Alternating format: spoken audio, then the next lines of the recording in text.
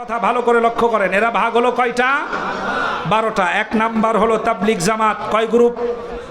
2 group. 2 number হলো ইসলামী আন্দোলন চরমনাই, এরপরে জমিয়তে ইসলাম ওয়াক্কাস, জমিয়তে ইসলাম নূর হোসেন, খেলাফত আন্দোলন, খেলাফত মজলিস, ইসলামী ঐক্যজোট আজিজুল হক, ইসলামী ঐক্যজোট আমিনী, ইসলামী ঐক্যজোট মেজবাউর রহমান, ইসলামী ঐক্যজোট ইজহারুল ইসলাম, নিজামে ইসলাম, হেফাজতে ইসলাম। এই দলগুলো আছে না নাই? একই ধারার লোকেরা ভাগ হলো কয় দলে? কয় দলে? 12 দলে বিভক্ত হয়ে নিজেরা এমন গুতাগুতি করেছে। বন্ধুগণ, ইসলামের জন্য যিনি যতটুকু অবদান রাখবেন, আল্লাহ রব্বুল আলামিন এবং তার রসুল তাকে সম্মান করা আমাদেরকে শিখিয়ে দিয়েছেন। সুবহানাল্লাহ। লক্ষ্য করেন, একটি কথা মাঝখানে বলে দিই, আল্লাহ রসুল যখন দিনের দাওয়াত নিয়ে গেলেন তায়েফে, তায়েফবাসী কি গ্রহণ করেছে না পাথর মেরেছে? তায়েফবাসীরা গ্রহণ করেছে নাকি পাথর মেরেছে? পাথর মেরেছে। আল্লাহ রসুল তায়েফ থেকে মক্কায় ঢোকার সময় নবীজিকে বাধা দেওয়া হয় এবং বলা হয় মুহাম্মদ পড়ুন সাল্লাল্লাহু আলাইহি ওয়াসাল্লাম, সে যেন মক্কাতুল মুকাররমায় আর ঢুকতে না পারে। আল্লাহ নবীকে যখন বাধা দেওয়া হয়েছে, আল্লাহ রসুলকে মক্কায় ঢুকতে সাহায্য করেছে 3 জন কাফের। কয়জন? কথা শুনতেছেন? 3 জন কাফের সাহায্য করেছিল।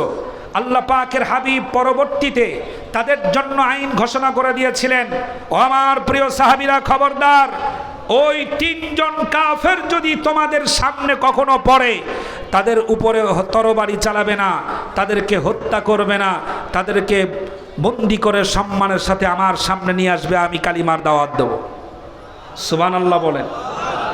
আজ এ মাহফিলকে কেন্দ্র করে আমাদের আমিনুল ভাই, তারা 2 ভাই সহ মাদ্রাসার পক্ষ থেকে এ মাহফিলকে কেন্দ্র করে যিনি যতটুকুন প্রশাসনিক, স্থানীয়, আর্থিক সহযোগিতা যে যেভাবে করেছে, আল্লাহর কাছে তার সেই মর্যাদা গচ্ছিত থাকবে নাকি থাকবে না? আল্লাহ যেন কবুল করেন। জোরে বলেন আমিন, জোরে বলেন আমিন। আমি আমার কথাগুলোকে গুছিয়ে আনার চেষ্টা করছি, লক্ষ্য করেন প্রিয় ভাইরা। তাহলে এরা হলো কয় দল? 12 দল। এরপরে আমার দেশে আছে সুন্নি মাইজভান্ডারি মাজার পূজারি, আছে না নাই? আমাদের দেশে মাজার আছে না? মাজার আছে। মাজারের নাম কি জানেন? মাজারের নাম হলো জঙ্গলি শাহ, মাজারের নাম হলো ঘোড়া শাহ, ঘোড়া শাহর মাজার। একজন মুরিদ হয়েছে এক পীরের কাছে। মুরিদ হওয়ার পর পীর সাহেবের কাছে বলছে যে হুজুর, আমি তো মুরিদ হলাম, আমার কামাই রোজগারের তো কোনো বন্দোবস্ত নাই, এমন একটা ব্যবস্থা করে দেন যেটা দিয়ে আমি আপনার কথাগুলোও মানতে পারি, আবার আমার সংসারও চালাইতে পারি। পীর সাহেব তাকে দিল একটা গাধা। কি দিল? গাধা। গাধা দিল যে বাবা, এই গাধাটা নাও, গাধার উপরে মাল বহন করে তুমি বিভিন্ন মানুষের কাছে পৌঁছে দেবে, এর মাধ্যমে যে উপার্জন হবে তা দিয়ে তুমি তোমার সংসার চালাতে পারবে। ব্যাস চলছে এরকম। হঠাৎ করে গাধাটি মারা গেল। মারা যাওয়ার পর লোকটা মনের দুঃখে কষ্টে, 1 নাম্বার হলো গাধা তার উপার্জনের একমাত্র উপকরণ, 2 নাম্বার হলো গাধাটা দিয়েছে কে? পীর। গাধা দিয়েছে কে? পীর। পীর সাহেব দিয়েছে। এই সম্মান শ্রদ্ধা সব দিক লক্ষ্য করে বেচারি গাধাকে আর মাটি ফেলে দিতে পারেনি, মরা গাধাকে মাটি দিয়েছে রাস্তার পাশে।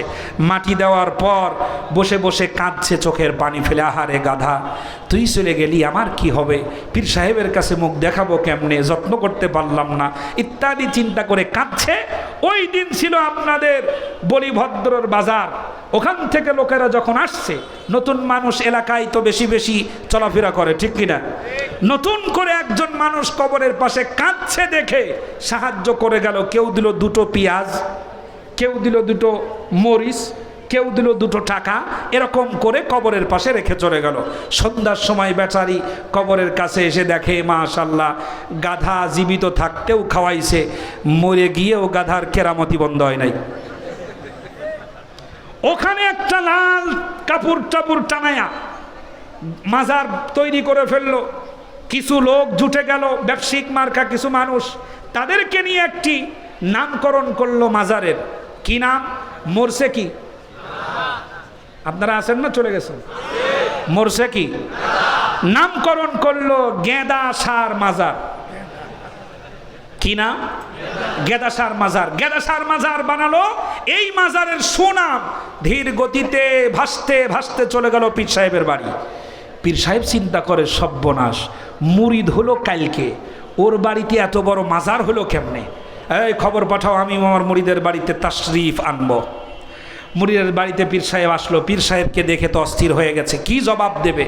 পীর সাহেবকে দেখার পরে মুরিদ অস্থির হয়ে গেছে। পীর সাহেব জিজ্ঞেস করছে, এই মাজার পেলি কোথা? তখন বলছে, হুজুর একটু ভিতরে চলেন। কয় না, যা বলার এখনই বল। কয় না হুজুর, ভিতরে চলেন, কথা আছে। ভিতরে নিয়ে গিয়ে পীর সাহেবের কাছে ক্ষমা চাচ্ছে আর বলছে, আসল ঘটনা হলো এই। বুঝতে পারছেন তো? আসল ঘটনা এই, গাধা মারা গেছিল, এইভাবে আমি মাজার বানাইছি। পীর সাহেব বলছে, বাবা নো টেনশন, ডু ভর্তি, কোনো চিন্তা করিস না। তোর বাড়িতে যে গাধার মাজার, আমার বাড়িতে ওই গাধার মায়ের মাজার। উল্টা পাল্টা মাজার আছে না নাই? এই মাজার পূজারী যারা মাজার পূজারী, তাদের অবস্থাটা দেখেন। তারা বলে আমরাই সঠিক। এরা তাদের সঠিক বিষয়টা ধরে রাখতে দল হলো 16টা। কয়টা? 16টা। আমি আস্তে করে নাম বলে দিই। 1 number Ahle Sunnat Wal Jamaat Chittagong, 2 number Fultoli Sylhet, 3 number Dewanbagi, Rajarbagi, Phuleshwari, Sureshwari, Yanatpuri, Atroshi, Chandrapuri, Maijbhandari, Islami Front Matin, Islamic Front Zubair, Dawatul Islam, Moniria Tabligh Committee, Tariqat Federation, Gausia Committee Bangladesh. এরা তাদের অবস্থা ধরে রাখতে দল হলো 16টা, এবং এক দলের সাথে আর এক দলের সংঘর্ষ আজীবন লেগে আছে। আমার দেশে আরেকটি দল আছে, সেটা হলো সহি আকীদা। আছে? এই এলাকায় আছে সহি আকীদা।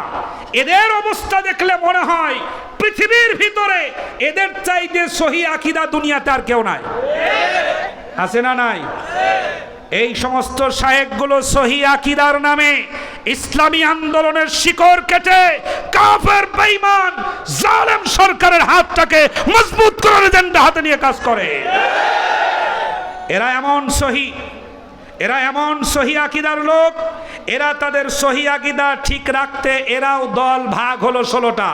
আজকের পরে আমি ডকুমেন্ট দিয়ে গেলাম, আজকের পরে সামনে কথা বললে বলবেন, এত সহি যদি হও তাহলে দল বানাইলে কেন 16টা, যা এক দল আর এক দলকে সহ্য করতে পারে না? কথা বলে না, এক দল আর এক দলকে সহ্য করতে পারে না। কি কি দল বানিয়েছে লক্ষ্য করেন। আহলে হাদিসদের 1 নাম্বার হলো জমিয়তে আহলে হাদিস। আছে? আচ্ছা। 2 নাম্বার হলো গুরাবায়ে আহলে হাদিস।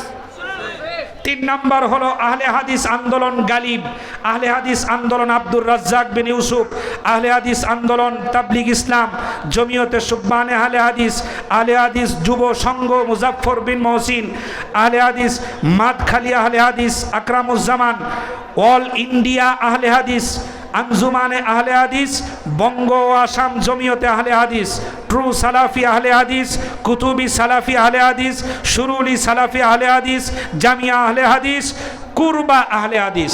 এরা দল বানালো 16টা। এ হচ্ছে সহি আকীদার অবস্থা। ওই হচ্ছে দেওবন্দীদের অবস্থা। এই হলো বেরলভীদের অবস্থা।